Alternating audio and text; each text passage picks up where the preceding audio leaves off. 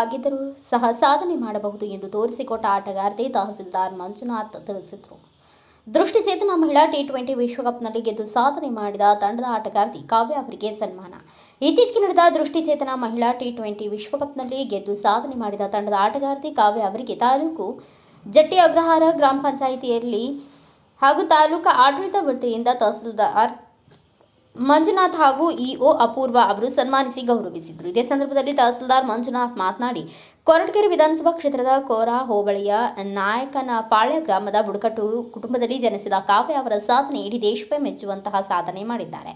ವಿಶೇಷ ಚೇತನರು ಆಗಿದ್ದರೂ ಸಹ ನಾವು ಕೂಡ ಸಾಧನೆ ಮಾಡಬಹುದು ಎಂದು ತೋರಿಸಿಕೊಟ್ಟಿದ್ದಾರೆ. ಇವರನ್ನ ಸ್ಫೂರ್ತಿಯಾಗಿ ಇಟ್ಟುಕೊಂಡು ಮಹಿಳೆಯರು ಹಾಗೂ ಇವತ್ತಿನ ಹೆಣ್ಣುಮಕ್ಕಳು ವಿವಿಧ ರಂಗಕ್ಷೇತ್ರಗಳಲ್ಲಿ ಆರಿಸಿಕೊಂಡು ತಮ್ಮ ಕ್ಷೇತ್ರಗಳಲ್ಲಿ ಸಾಧನೆ ಮಾಡಬಹುದಾಗಿದೆ ಎಂದು ತಿಳಿಸಿದರು. ನಮ್ಮ ಜಿಲ್ಲೆಯಲ್ಲಿ 2 ವಿಶೇಷ ಚೇತನರು ಸಾಧನೆ ಮಾಡಿ ನಮ್ಮ ಜಿಲ್ಲೆಗೆ ಕೀರ್ತಿ ತಂದಿದ್ದಾರೆ. ಇಂತಹ ಪ್ರತಿಭೆಗಳನ್ನು ಗುರುತಿಸುವುದು ನಮ್ಮ ಕರ್ತವ್ಯ ಎಂದು ಹೇಳಿದರು. ಇನ್ನು ದೃಷ್ಟಿಚೇತನ ಮಹಿಳಾ ಟಿ20 ವಿಶ್ವಕಪ್ ಗೆದ್ದ ಆಟಗಾರ್ತಿ ಕಾವ್ಯ ಮಾತನಾಡಿ, ನಾನು 6 ವರ್ಷ ಇರುವಾಗಲೇ ನಮ್ಮ ತಂದೆ ಕೂಲಿ ಕೆಲಸ ಮಾಡುತ್ತಿದ್ದ ಸಂದರ್ಭದಲ್ಲಿ ನಾನು ಅಲ್ಲಿಗೆ ಹೋಗಿದ್ದೆ. ಅದೇ ಸಂದರ್ಭದಲ್ಲಿ ಯಾರಿಂದಲೂ ಆಕಸ್ಮಿಕವಾಗಿ ಕಲ್ಲೊಂದು ನನ್ನ ಕಣ್ಣಿಗೆ ತಾಗಿ ಕಣ್ಣಿನ ಸಮಸ್ಯೆ ಆಗಿತ್ತು. ನನ್ನ ಒಂದು ಕಣ್ಣು ದೃಷ್ಟಿ ಕಳೆದುಕೊಂಡಾಗ ಬಡತನದಲ್ಲಿದ್ದ ನನ್ನ ತಂದೆ ಆಸ್ಪತ್ರೆಗೆ ತೋರಿಸಲು ಶಕ್ತಿ ಇರಲಿಲ್ಲ. ಅಂತಹ ಸಂದರ್ಭದಲ್ಲಿ ಬೆಂಗಳೂರಿನ ಸಮಸ್ತ ಸಂಸ್ಥೆಯಲ್ಲಿ ನನಗೆ ಎಲ್ಲ ತರಹದ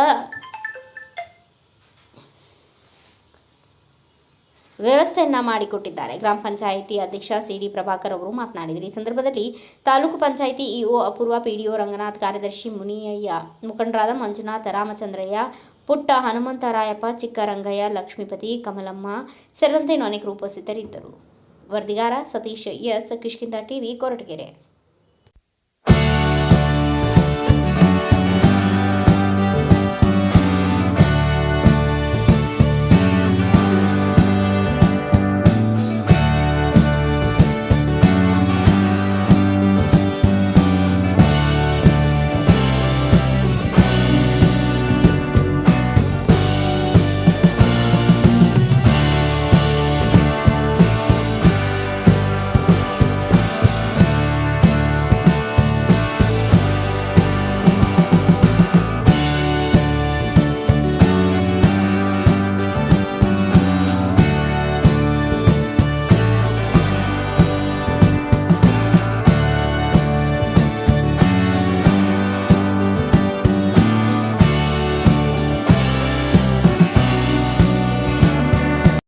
ನಾವು ತುಂಬ ಹೆಮ್ಮೆಯ ಭಾರತ ಪುತ್ರಿ ಅಂತಲೇ ನಾವು ಹೇಳ್ಬೋದು.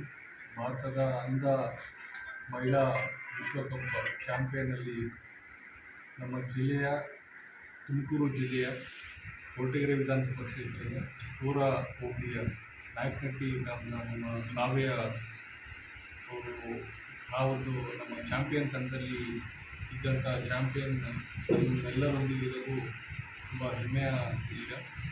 ಈ ಮೂಲಕ ಅವರು ಏನು ಹೇಳೋದು ಅಂದರೆ ಅಂಧ ಅಂದರೆ ವಿಶೇಷ ಚೇತನರಾಗಿದ್ದು ಕೂಡ ನಾವು ಸಾಧನೆ ಮಾಡ್ಬೋದು ಅಂತೇಳಿ ನಮ್ಮೆಲ್ಲರಿಗೆ ಮಾದರಿಯಾಗಿದ್ದಾರೆ. ಸೊ ಈ ಮೂಲಕ ನಮ್ಮ ಹೆಮ್ಮೆಯ ಪುತ್ರಿ, ಭಾರತ ದೇಶದ ಹೆಮ್ಮೆಯ ಪುತ್ರಿಯಾಗಿ ಹೊರಹೊಮ್ಮಿದ್ದಾರೆ. ಅವರ ಒಂದು ಇನ್ಸ್ಪಿರೇಷನಿಂದ ಎಲ್ಲ ನಮ್ಮ ಮಹಿಳೆಯರು ಮತ್ತು ಹೆಣ್ಮಕ್ಕಳು ಇನ್ನೂ ಹೆಚ್ಚಿನ ಸಂಖ್ಯೆಯಲ್ಲಿ ವಿವಿಧ ಕ್ಷೇತ್ರದಲ್ಲಿ ಅವರದೇ ಆದಂಥ ಕೀರ್ತಿ ಪತಾಕೆಯನ್ನು ಹಾರಿಸ್ಬೇಕು, ದೇಶಕ್ಕೆ ಕೀರ್ತಿ ತರಬೇಕು. ಅಷ್ಟೇ ಅಲ್ಲದೆ ಅವರು ಹೇಳ್ತಾಯಿದ್ರು, ಅವ್ರ ತಂದೆಯವರು ತುಂಬ ಬಡವರಾಗಿದ್ದು ಕೂಡ ಇವರು ಓದಿಸೋದಕ್ಕೆ ಆಗದೇ ಇರೋಷ್ಟು ಕಷ್ಟ ಇದ್ದರೂ ಕೂಡ ಅವರು ಓದೋದಕ್ಕಂತ ಓದಿ ಜೊತೆಯಲ್ಲಿ ಅವರು ಕ್ರೀಡಾ ಮನೋಭಾವದಿಂದ ವಾಲ್ ಕ್ಲೈಂಬಿಂಗ್ ಆಗಿರ್ಬೋದು, ಕ್ರೀಡೆ ಆಗಿರ್ಬೋದು, ಹಾಕಿ ಆಗಿರ್ಬೋದು, ವಿವಿಧ ಮತ್ತು ಮ್ಯಾರಥಾನಲ್ಲಾಗಿರ್ಬೋದು ಸಾಕಷ್ಟು ಕ್ರೀಡೆಗಳಲ್ಲಿ ಪ್ರಶಸ್ತಿಯನ್ನು ಗಳಿಸಿದ್ದಾರೆ. ಅದು ಅವರ ಒಂದು ಪ್ರತಿಭೆಗೆ ದೊರೆತಂಥ ಒಂದು ಗೌರವ ಮತ್ತು ಸಮ್ಮತಿಯಾಗಿದೆ. ಸೊ ಅವ್ರನ್ನ ಇವತ್ತು ನಮ್ಮ ತಾಲೂಕು ವತಿಯಿಂದ ನಮ್ಮ ಅಗ್ರಹಾರ ಪಂಚಾಯಿತಿಯಲ್ಲಿ ಪ್ರಭಾಕರ್ ಅವರ ಒಂದು ಅಧ್ಯಕ್ಷತೆಯಲ್ಲಿ ಹಾಗೂ ನಮ್ಮ ಇಒ ಮೇಡಮ್ ಅವರ ಅಪೂರ್ವರವರ ಒಂದು ಉಪಸ್ಥಿತಿಯಲ್ಲಿ ನಾವೆಲ್ಲರೂ ಪಿಡಿಒರಾಗಿರ್ಬೋದು, ಹಿರಿಯ ಆಗಿರ್ಬೋದು ಮತ್ತು ನಮ್ಮ ಮಾಧ್ಯಮ ಮಿತ್ರರು ಮತ್ತು ಮುಖಂಡರು ಅವರ ಒಂದು ನೇತೃತ್ವದಲ್ಲಿ ಅವರಿಗೆ ಒಂದು ಗೌರವ, ಸಣ್ಣ ಗೌರವ ಆಗಿರ್ಬೋದು, ಬಟ್ ಅವ್ರನ್ನ ನಾವು ಪ್ರೋತ್ಸಾಹಿಸಬೇಕಾಗಿದೆ ಮತ್ತು ಅವ್ರನ್ನ ನೋಡಿ ಸಾಕಷ್ಟು ಜನರು ಕೂಡ ಕಲಿಬೇಕಾಗಿದೆ. ಆ ಒಂದು ನಿಟ್ಟಿನಲ್ಲಿ ನಾವು ಈ ದಿನ ಒಂದು ಸಣ್ಣ ಕಾರ್ಯಕ್ರಮ ಆಗಿರ್ಬೋದು, ಬಟ್ ತುಂಬ ಖುಷಿಯಾದಂಥ ವಿಚಾರವನ್ನು ನಾವೆಲ್ಲರಿಗೂ ತಲುಪಿಸೋದಕ್ಕೆ ಪ್ರಯತ್ನ ಮಾಡ್ತೀವಿ.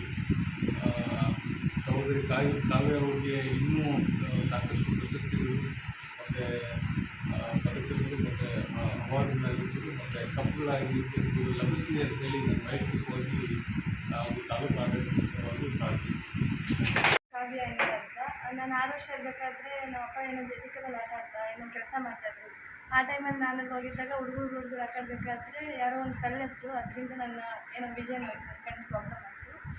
ಅದಾದಮೇಲೆ ನಮ್ಮ ಅಪ್ಪ ಹಾಸ್ಪಿಟ್ಲಿಗೆ ಕರ್ಕೊಂಡು ಹೋದರು. ಆ ಟೈಮಲ್ಲಿ ಅವ್ರಿಗೆ ಆ ಪರಿಸ್ಥಿತಿ ಇರಲಿಲ್ಲ ಹಾಸ್ಪಿಟ್ಲಿಗೆ ತೋರಿಸೋಷ್ಟು. ಸೊ ನನ್ನ ಕಣ್ಣು ಅದು ಸರಿ ಹೋಗಲಿಲ್ಲ. ಹಂಗಾದ್ಮೇಲೆ ನಾನು ಅಲ್ಲೇ ನಮ್ಮೂರಲ್ಲೇ ಪ್ರೈಮರಿ ಸ್ಕೂಲು ಹೈಸ್ಕೂಲು ಮಾಡ್ಕೊಂಡೆ. ಅದಾದಮೇಲೆ 10th ಮುಗಿದಾದ್ಮೇಲೆ ನನಗೆ ಕಾಲೇಜ್ಗೆ ಹೋಗೋಂಥ ಪರಿಸ್ಥಿತಿ ಇರಲಿಲ್ಲ. ಯಾಕೆಂದರೆ ನನ್ನ ಅಣ್ಣ ಇದ್ದ, ಅವನು ಬುದ್ಧಿಮಾಂದ್ಯ ಅಂತ. ಸೊ ಅವನಿಗೂ ನಮ್ಮಪ್ಪ ಏನಾದರೂ ಕೂಲಿ ಹೋಗಿ ದುಡ್ಡೆಲ್ಲ ಒಂದು ಹಾಸ್ಪಿಟ್ಲಿಗೆ ಆಗ್ತಾಯಿತ್ತು. ನಮ್ಮಮ್ಮ ಏನಾದರೂ ಈ ಹೊಂಗೆಕಾಯಿ ಬೇವಿನಕಾಯಿ ಅದೆಲ್ಲ ಮಾರಿ ಒಂದೊಂದು ಸರಿ ಊಟಕ್ಕೆ ಇದನ್ನು ಮಾಡ್ತಾಯಿದ್ರು. ಹಂಗಾಗಿ ನನಗೆ ಏನೋ ಕಾಲೇಜ್ಗೆ ಹೋಗೋಕ್ಕಾಗಲಿಲ್ಲ.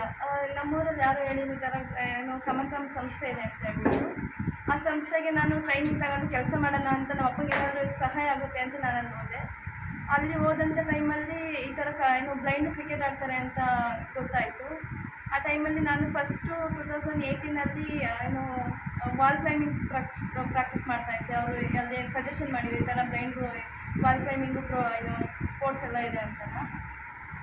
ಅದರಲ್ಲಿ ನನಗೆ ಫಸ್ಟ್ ಟೈಮು 2018 ಥರ್ಡ್ ಪ್ರೈಸ್ ಬಂತು ಕಾಶ್ಮೀರದಲ್ಲಿ ನ್ಯಾಷನಲ್ ವಾಲ್ ಕ್ಲೈಂಬಿಂಗು. ಅದಾದಮೇಲೆ ನಾನು ಮ್ಯಾರಥಾನು ಓಡ್ತಾಯಿದ್ದೆ, ಎಲ್ಲ ಮ್ಯಾರಥಾನು ಅಟೆಂಡ್ ಮಾಡ್ತಾಯಿದ್ದೆ. 145 ಕಿಲೋಮೀಟರ್ ಕಂಪ್ಲೀಟ್ ಮಾಡಿ ಮೈಸೂರು ಟು ಬ್ಯಾಂಗ್ಳೂರು ಮ್ಯಾರಥಾನು, ಅದಕ್ಕೆ ವರ್ಲ್ಡ್ ಬುಕ್ ಆಫ್ ರೆಕಾರ್ಡ್ ಕೂಡ ಆಯಿತು.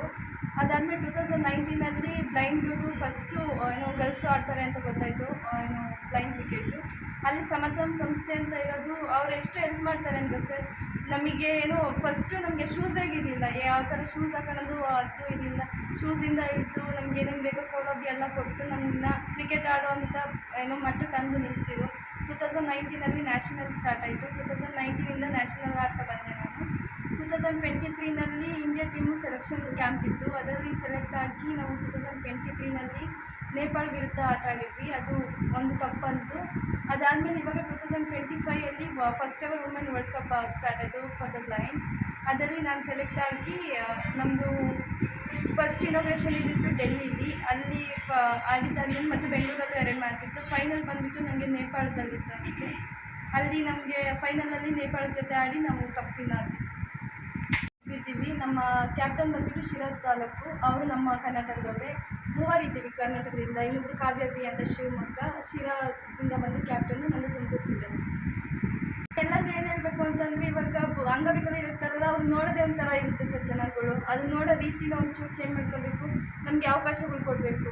ಅವಕಾಶ ಕೊಟ್ಟರೆ ನಾವು ಈ ಥರ ಏನಾದರೂ ಒಂದು ಸಾಧನೆ ಮಾಡ್ತೀವಿ ಅಂತ ಸಹೋದರಿ ಕಾವ್ಯರವರು ಈ ಕ್ರಿಕೆಟ್ನಲ್ಲಿ ಗೆದ್ದಂಥ ತಮಗೆ ವಿಷಯ ತಿಳಿದ ತಕ್ಷಣ ನಾವು ನಮ್ಮ ತಹಸೀಲ್ದಾರ್ ಹೆಮ್ಮೆಯ ದಕ್ಷ ಅಧಿಕಾರಿ ತಹಸೀಲ್ದಾರ್ ಅವರ ಗಮನಕ್ಕೆ ತಂದು, ಅದೇ ರೀತಿ ನಮ್ಮ ಯುವ ಅಪೂರ್ವರವರ ಗಮನಕ್ಕೆ ತಂದು ಸಹೋದರಿಗೆ ಈ ದಿನ ನಮ್ಮ ಪಂಚಾಯತಿ ವತಿಯಿಂದ ಹಾಗೂ ತಾಲೂಕು ಆಡಳಿತ ವತಿಯಿಂದ ಒಂದು ಚಿಕ್ಕ ಸನ್ಮಾನವನ್ನು ಹಮ್ಮಿಕೊಂಡಿದ್ದೇವೆ. ಅದೇ ರೀತಿ ನಮ್ಮ ಮನೆಗೆ ಹೋಗ್ಬಿಟ್ಟು ಕಾವ್ಯರವರು ಬಂದು ಈ ಒಂದು ಸನ್ಮಾನವನ್ನು ಸ್ವೀಕಾರ ಮಾಡಿದರೆ, ಅದೇ ರೀತಿ ಮುಂದಿನ ದಿನಗಳಲ್ಲಿ ಇನ್ನು ಅತಿ ಹೆಚ್ಚಿನ ಕ್ರಿಕೆಟಲ್ಲಿ ಭಾಗವಹಿಸಿ ಹೆಚ್ಚಿನ ಒಂದು ಪ್ರಶಸ್ತಿಗಳನ್ನು ತನ್ನದಾಗಿಸಿಕೊಳ್ಳಬೇಕು ಅಂತ ಹಾರೈಸಿ ಜೋರಾಗಿ ಒಂಚೂರು ವಯಸ್ಸು ಮಾಡೋಕ್ಕಾಗಿ ಓದಿಸ್ಬೇಕಾದ್ರೆ ಒಬ್ಬ ಮಗ ಅವ್ನು ನೋಡ್ಕೋಬೇಕಾದ್ರೆ ಅಟ್ಲೀಸ್ಟ್ ನಾವು ಇದು ಯೂಟ್ಯೂಬ್ ತಂದು ಓದಿಸ್ಬೇಕಾದ್ರೆ ಮಾಡೋಕ್ಕೆ ಹಂಗೆ ಹಂಗಾಗಿ ಮಾಡ್ಕೊಂಡು ಯಾವುದೋ ಒಂದು ಸಂಸ್ಥೆ ಅಲ್ಲಿ ಕಳಿಸಿ ಈ ಥರ ಇದಾಗಿದೆ. 4 ಗಂಟೆ ಇದು ಬೆಂಗಳೂರಿಂದ ಬಂದು 4 ಗಂಟೆಗೆ ಸಿಕ್ಕೇ ಬಂದಿದೆ ಅಲ್ಲಿ 4 ಗಂಟೆ ಬೆಳಗಿನ ಜಾವಕ್ಕೆ 4 ಗಂಟೆಗೆ ಬಿಡಬೇಕಾಗಿತ್ತು. ಅದರಲ್ಲಿ ಮಳೆ ನಂಗಿಲ್ಲ, ನಮ್ಮಲ್ಲಿ ಸ್ಕೂಟ್ ಬೇರೆ ಒಂದು ಸೈಕಲ್ ಇತ್ತು, ಅದರಲ್ಲಿ ತಾನೇ ಡ್ರಾಪ್ ಮಾಡಿದ್ವಿ. ಹಂಗಾಗಿ ಅದನ್ನು ಬಿಟ್ಕೊಂಡು ಹಿಂದೆ ಬಂತು, ಅಲ್ಲಿ ಹೋಗ್ಕೊಂಡು